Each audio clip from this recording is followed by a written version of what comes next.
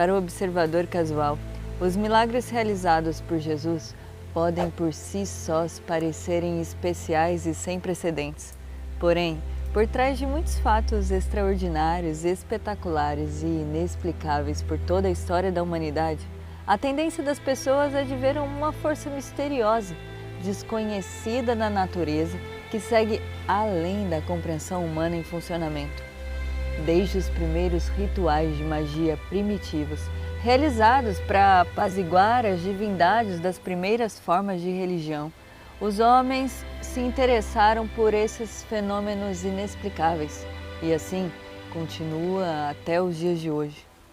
Aparentemente, os poderes de magia de Jesus foram considerados comuns o suficiente para não merecerem menção pelos historiadores contemporâneos. Durante a vida de Jesus, milagreiros, curadores pela fé e charlatães consumados eram comuns em todos os lugares. O que Jesus tinha de tão diferente? Convido você a acompanhar comigo mais um episódio da série Jesus Viveu na Índia.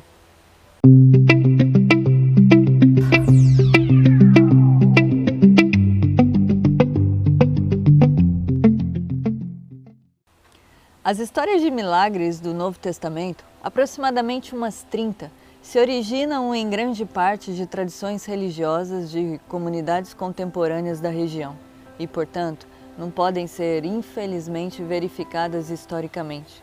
Contudo, relatos descrevendo as atividades de Jesus como exorcista são mais antigos e eram comuns em sua época. Foi no século XVIII que alguém tentou encontrar uma explicação racional para alguns dos milagres descritos nos evangelhos. Por outro ângulo, os racionalistas estão prontos a aceitar somente fenômenos em sintonia com as leis naturais e que sejam inteligíveis à mente cientificamente questionadora. Os milagres, portanto, são fenômenos para os quais as relações causais não são compreendidas nem explicáveis.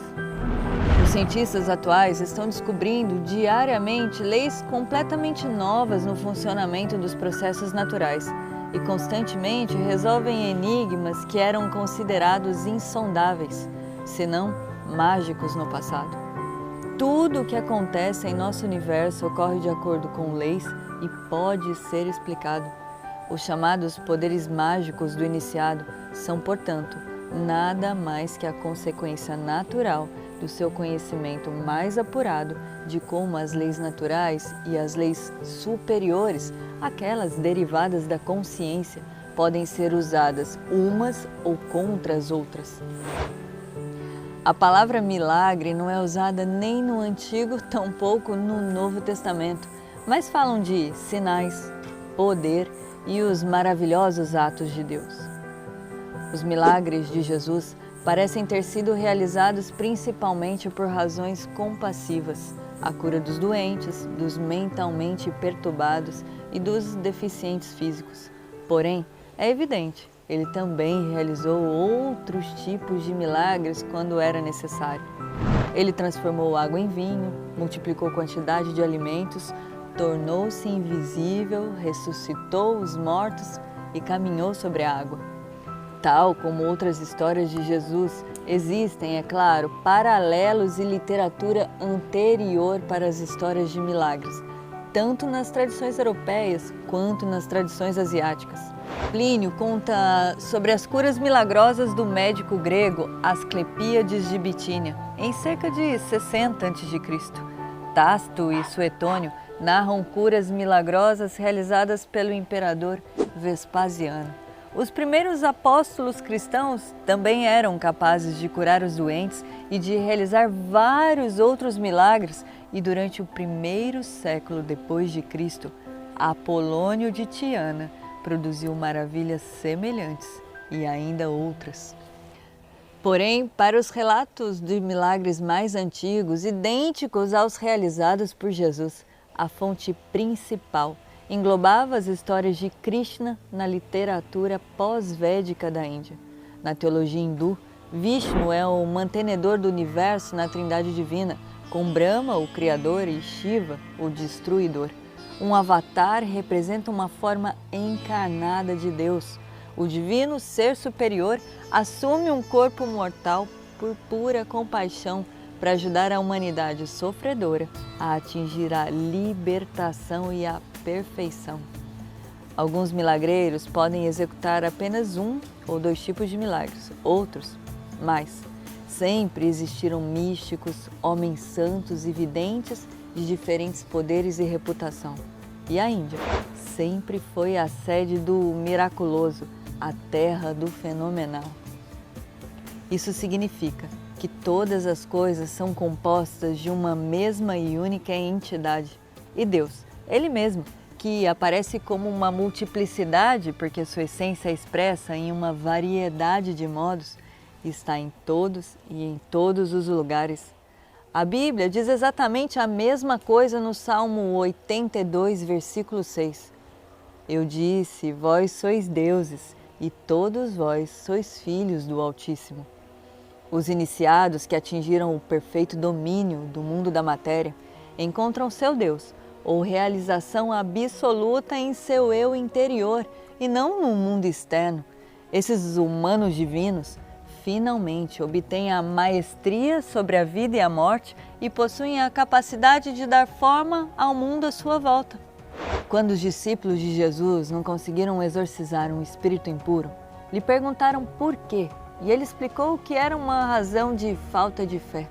Em verdade vos digo, se tiverdes fé do tamanho de um grão de mostarda, direis a essa montanha, vai daqui para lá, e ela irá. Nada vos será impossível.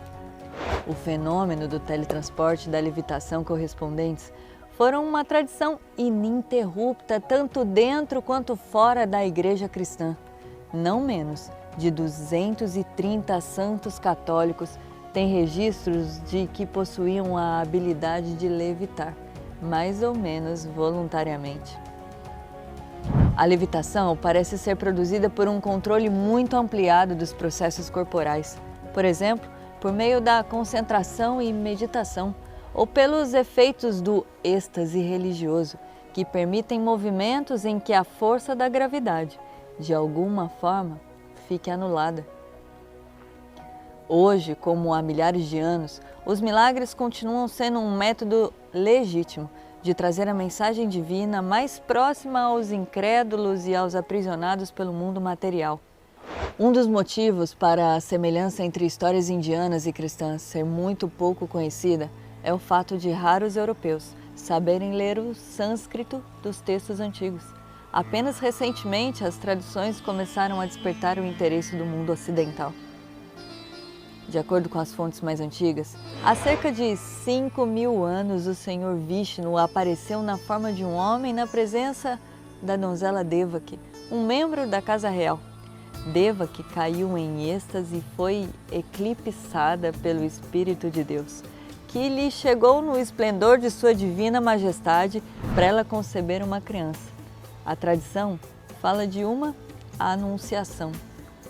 Bendita seja Devaki entre as mulheres, bem-vinda seja entre os santos rishis, foste escolhida para o trabalho da salvação.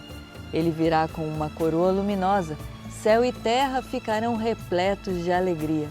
Virgem e mãe, nós te saudamos, tu és a mãe de todos nós, pois darás a luz ao nosso Salvador. Tu o chamarás Krishna.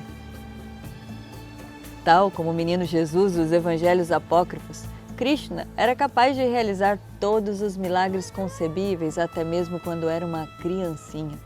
Ele acabou angariando um grande número de discípulos que o apoiavam com zelo e dariam seguimento ao seu trabalho.